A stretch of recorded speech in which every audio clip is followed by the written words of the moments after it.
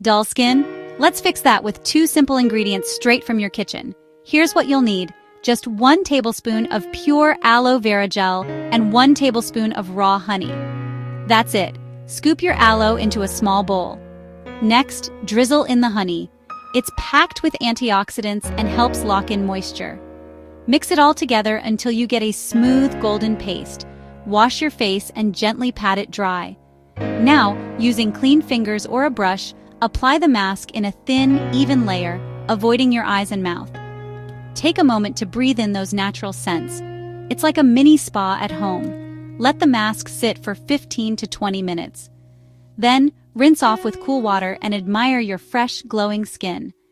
Both aloe and honey soothe and hydrate, making this mask perfect for a quick pick-me-up. Ready to try it? Hit like if you're excited for glowing skin, subscribe for more easy DIYs, and comment below with your favorite skincare ingredient or any questions you have. See you in the next glow up.